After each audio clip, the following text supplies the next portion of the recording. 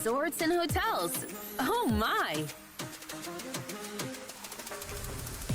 Book your summer getaway today and start making memories poolside with the people you care about most. Visit sopadre.com.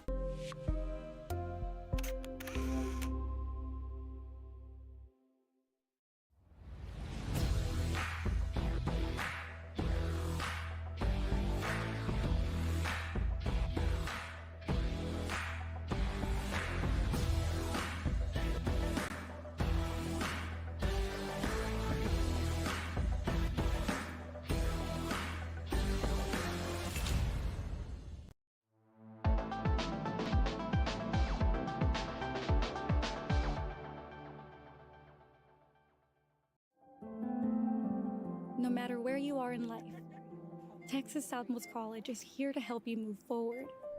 Whether you're starting fresh, changing careers, or gaining new skills, TSC has affordable programs designed to fit your goals. It's time to take the next step. Think big. Think bright. Think TSC.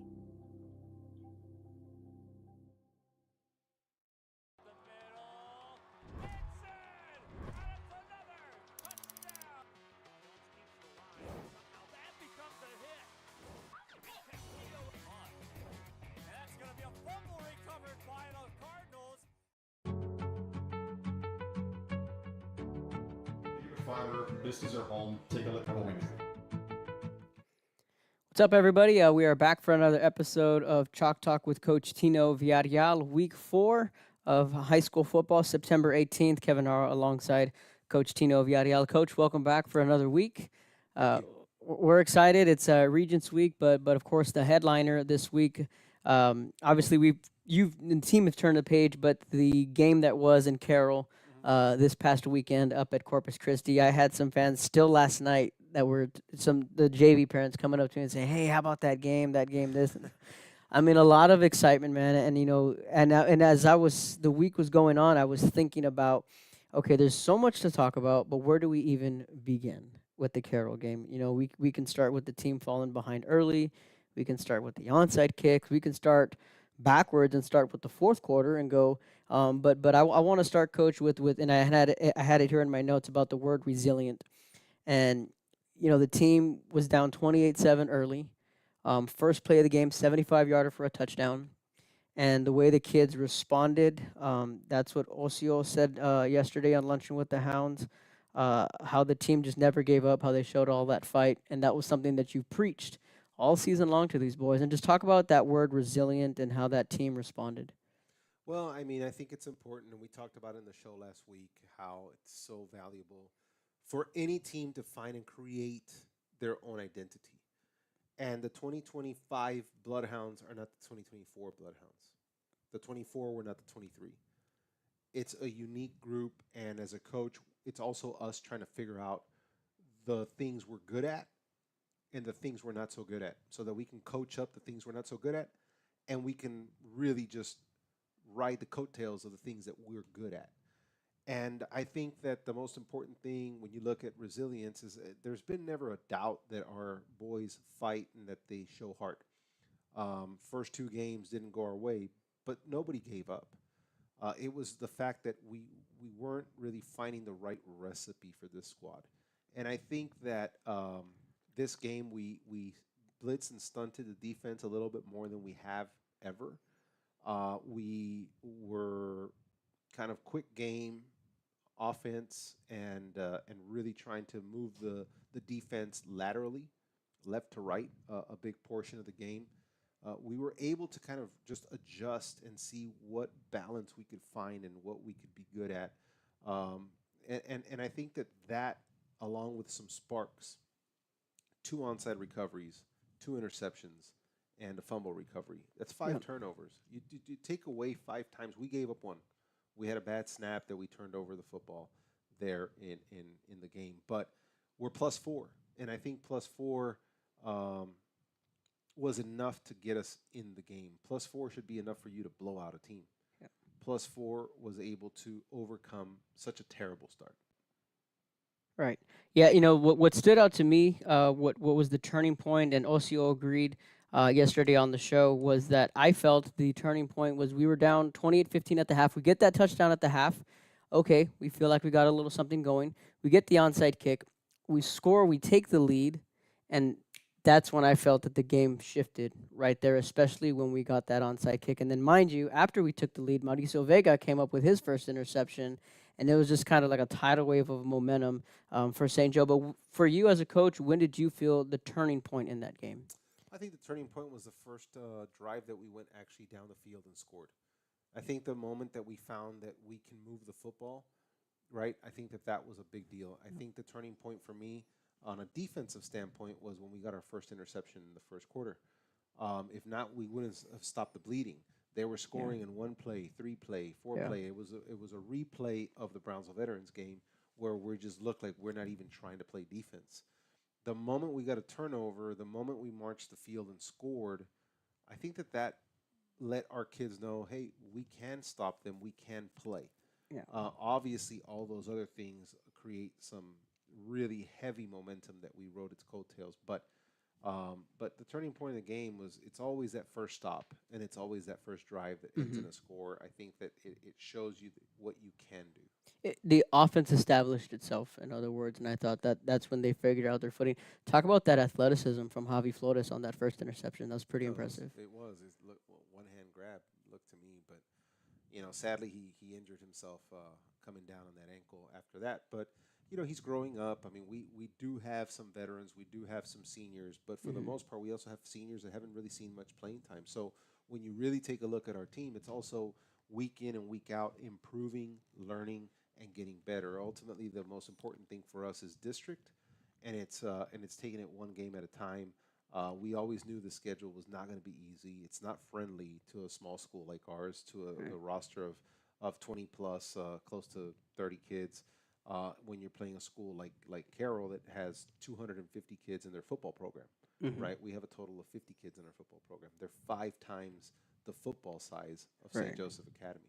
Right, absolutely. And then like I said, we get the onside kick, we score, we take the lead, and then we add to that lead with that Gavin run. Talk to me about that play. That play I thought was really special because Gavin, I talked to him after the game how he ran. It looked like he was falling. Was able to catch his balance and then sprint to the last 20 yards or so into the end zone. And I think that's kind of when we knew that the momentum was ours at that time. Talk about that touchdown play. It was the first time we called an option play, especially to the weak side. They started just playing us man and blitzing. So we moved three receivers off to the left side to move, obviously, three defenders over there.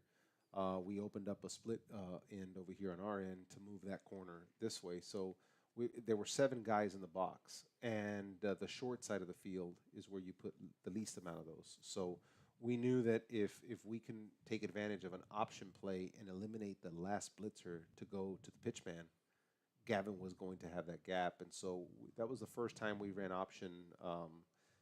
Probably in years here at the school, but we had been Hmm. practicing for those moments. And Gavin just did a great job. He found the hole and he kept his footing. And we all just know he's a special athlete, hard to tackle, especially with his speed. We saw a little bit of everyone step in, and that's what we were talking about last week. That there's plenty of weapons there, but who's going to be the next guy to step in? And we know Izzy had a big game. Andre continues to have a big season, but Izzy Cano probably had one of his biggest games of his time here in St. Joe. And just talk about your skill guys and how well they stepped up. Well, I'm just proud of Izzy, um, Ezequiel Escamilla. I mean, you look at some of these guys that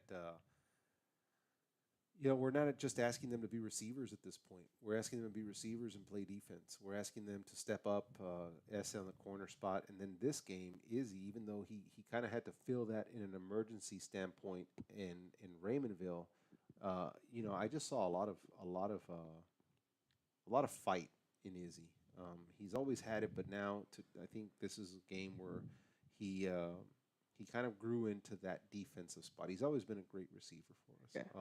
He caught that amazing catch last year. It's like Izzy has Carroll's number somehow, Yeah, right? Last yeah, year that he yeah. last year he caught the big pass in the fourth down situation that put us in the red zone to be able to score, and go up with a 2-point conversion, 29-28. So, you know, Izzy has always had that spark, but piecing it together, playing offense and defense and special teams, Hmm. you know, great job by guys that we need to step up in those moments, and they're able to do it. Absolutely. Defensively, on the other side of the football, in the second half, they didn't have much of a rushing attack. And you mentioned that you turned more to applying pressure with the blitzes and the twists and stunts. But was that the main adjustment that you guys made defensively that changed the tone? 8 points in the second half, opposed to 28 in the first.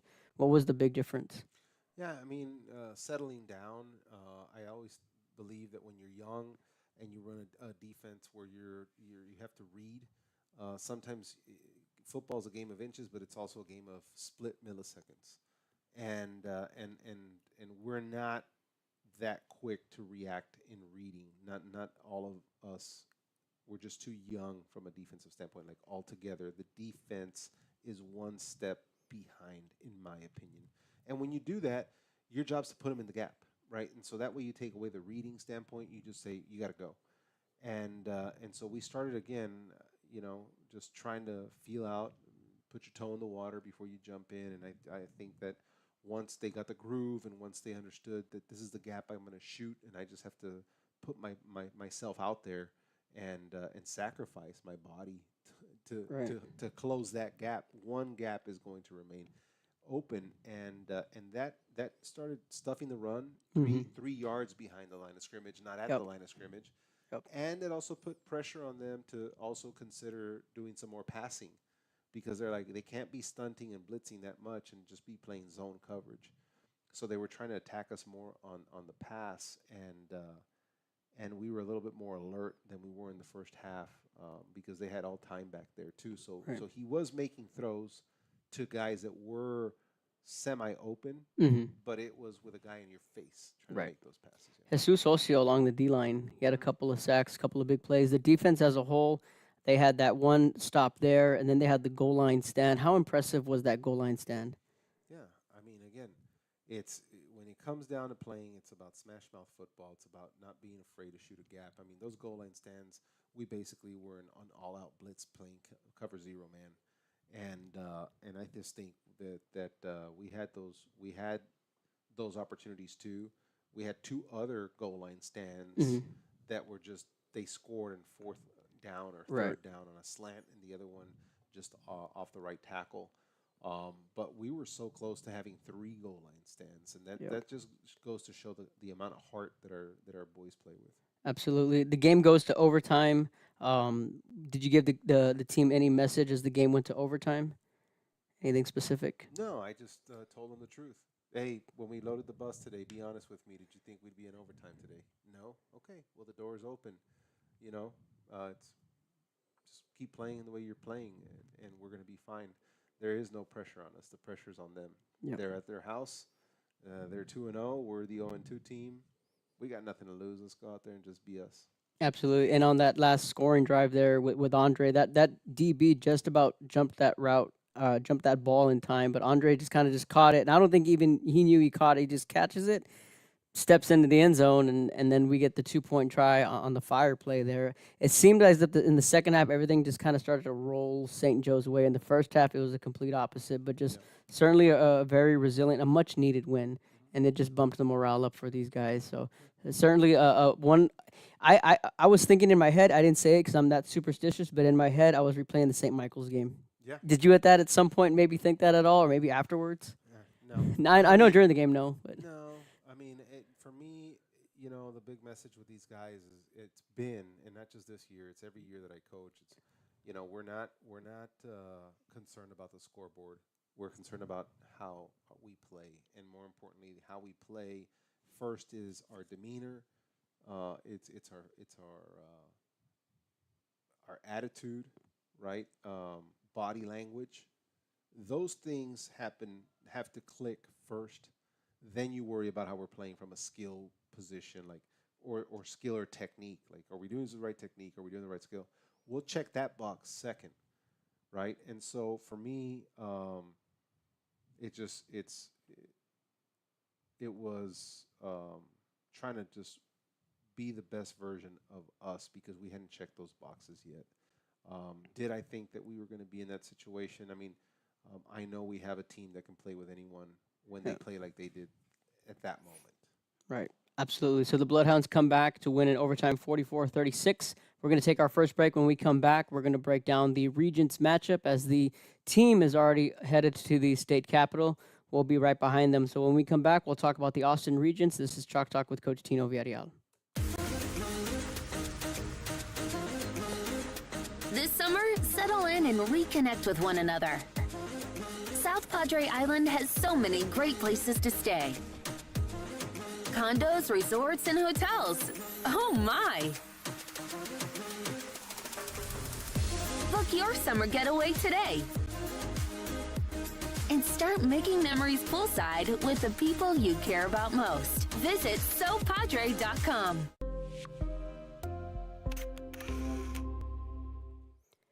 Welcome back to Chalk Talk with Coach Tino Villarreal, week 4 of Bloodhound football. The team is on the road. Safe travels to the boys and the coaching staff. They're up there getting ready to take on the Austin Regents tomorrow at 6 o'clock. If you can't make it, we'll have it live for you on the Bloodhound channel. But, Coach, this is a longtime nemesis and a thorn on our side here at St. Joe, and I know we have all the respect in the world for Coach Tim Phillips, and just what's up with the Regents, excuse me, and just what pops out on the film with those guys. They're the same Regents that we've always seen. As far as they're coached well, they're sound. They have a good program. They don't have to do anything special to be who they are. They just know who they are. They know exactly what their identity is, and they just do it well and they execute. They're also new. They do have a lot of new faces. They did graduate a lot of people, but you look at them on film and they're just as crisp and they're just well coached guys, right? We have a lot of respect for them. I think that as a program, they're consistent, and that's one thing that I've told our boys is that we have to learn how to be consistent. Consistent in a season from our attitude standpoint, from practice standpoint. We can't go from a good day of practice to a bad day of practice to a mediocre day of practice. It has to just come in and be clockwork. And for me, Regents is clockwork football. Absolutely. Jack Devine is a junior. He's already just 6 yards shy of 1,000 yards through the air and just through 3 games.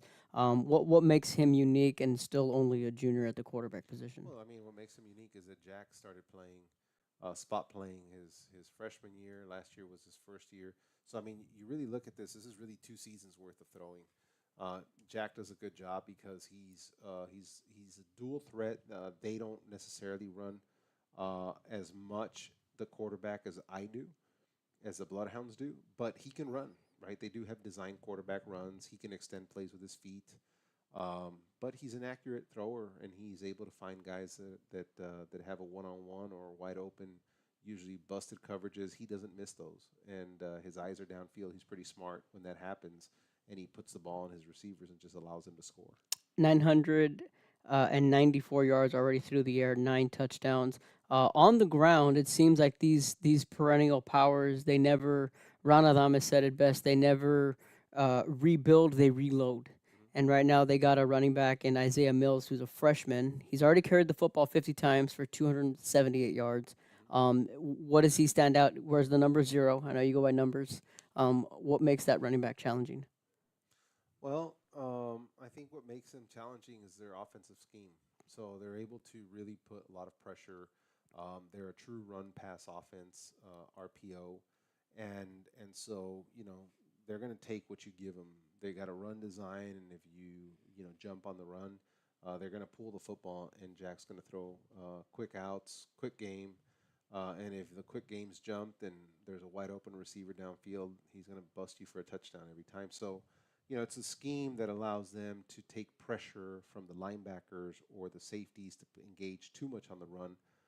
So you've got to be very neutral, so you have to play a very neutral box, and that allows them, obviously with a very well-coached offensive line, run the football well. I know the last 2 years, the key defensively was not to give up the big play. And that's one thing we talked about last year is that's still the same formula. You can't give up that deep ball. Yeah, I mean, the formula right now is just go in there and play a game. I mean, whatever it is. Obviously, you can't give up big plays. You're not going to be in any games like that. Regents is definitely not. Um, they're not the team that you want to go down 21-0 quickly on. It's almost impossible to recover because they're very disciplined. Absolutely. We're going to be some 3 quick keys for us to be successful. Again, not dig a hole early on, right? Like we dig a hole, it's going to be a long night. Um, 2, not give up the special teams play. They have excellent returners. So we're going to have to be very sharp in our punt game and our kickoff game. We can't let that momentum shift that way. And for me, the third one is to just play 48 minutes worth of a game. Um, we can't pick and choose what quarter we show up and which ones we don't. This is a very well coached team. They're not going to go through peaks and valleys. They're going to come out and play you consistent for 48 minutes. Right. They are 3-0 on the year, and 2 out of the 3 games they've already scored north of 50 points. So certainly the toughest task to date for the Bloodhounds. Again, kickoff set for 6 o'clock from Austin at Knights Field. If you can't make it out, again, we'll have it for you live on the Bloodhound channel. Coach, a quick shout out to the JV who won last night, 26-6. That was a lot of fun. We saw a lot of guys touch the football and make a lot of plays. Yeah, I really enjoyed watching the JV. They're those guys are warriors. To be junior varsity here at St. Joe, you get the short end of the stick. I mean, that's just the reality. We don't have the size of coaching staff that the public schools have. They come in every day. They work out just as hard as the varsity. They do everything that they're supposed to do, and they don't get the amount of reps that I wish we could give them. But they get enough reps. I mean, they get enough to produce, and usually they have a rough, tough season. They're playing schools that are way bigger. They're always unmatched. We're always pulling their starters. Hey, we're going to use this kid this week. You can't use them, and so there lacks a lot of that consistency. So any chance that they get to be competitive and to get out there and get everybody involved, I think that that's a really good thing for them because the kids just do it because they love playing football, and we've got to continue giving them that love to play the sport. I think yesterday everybody left with a big smile on their face. I got to see, I was very happy. I mean, Robert's been doing a good job at the quarterback spot, but Damian Bevel, just to see him get out there and he threw a touchdown pass and he did such a good job yesterday too. So, I mean, even the change of quarterback and whenever you're able to play 2 quarterbacks in one game, it's either a really bad reason or a really good reason. And yesterday was a really good reason that everyone got in the rotation and everybody got to do what they love to do, which is play the sport. Absolutely. So we're wrapping up a busy week here with St. Joe Athletics. This morning, the girls cross-country team, they competed down at Edcal Chelsea. They won their third straight meet. Jimena Duran finished in first place, so congratulations to her and the boys team. And then the volleyball team will hit the road again to Laredo. They're 0-1 in district, looking to get that first district win Saturday at Laredo St. Augustine. So all of that will be broadcasted with on the Bloodhound channel this weekend with some volleyball. Tomorrow we got some football. In about an hour and a half, we'll have the junior high game live on the Bloodhound channel as well. So I'm excited to catch them. They're finally here at home against Monte Alto. So excited to see Coach Sammy and the junior high boys. They get a piece of the pie too in the Bloodhound channel. That's awesome. No, I'm super pumped up. I'll be traveling up right now, following the team, and I'll be watching. One of the coolest things that I think that we have here at St. Joe is the ability to involve and engage as many teams as possible with the Bloodhound channel. I think that that's huge because grandma, grandpa, aunt, uncle, whoever just can't make it to the game has a way to watch their kids play at least once, if not every week, right? Depending on how our schedule rolls. But that goes for me too. The other day, our girls were playing in Saks, and I was watching. Right, I wasn't able to go to San Antonio, but I was watching. Right. The other day they were at Los Fresnos. I wasn't able to go to Los Fresnos, but I was watching it right here on this TV as soon as we got done with practice that Tuesday. So there's so much that we can do with this channel, and Kevin, thank you for being the voice of it. But we're always looking for sponsors. We're always looking for people who want to participate at becoming sponsors, at running commercials through the Bloodhound channel, to give us a little bit more access and ensure that this service continues to be provided for our Bloodhound community. So if you're out there and you have a business and you think that you want to advertise with the Bloodhound channel, give us a call, give Kevin a call, give me a call. I think it's always important to involve as many businesses as possible. That we get 2.3 million viewers a year in the Bloodhound channel. So your advertisement will fall in very targeted eyes, and we do have a lot of eyes. Yep, absolutely. For sure, there's a lot of followers. Again, the hype from the Carroll game. You know, and Coach Starkey and I, we found a little bit of a rapport there. Yeah. Everyone's like, man, you and Stark. I heard it. I mean, I Yeah. I tuned in Yeah. just to watch, and it's good. And Yeah. And you're at practice all the time, and Starkey calls me all the time and goes, "What's the game plan? What are you looking for?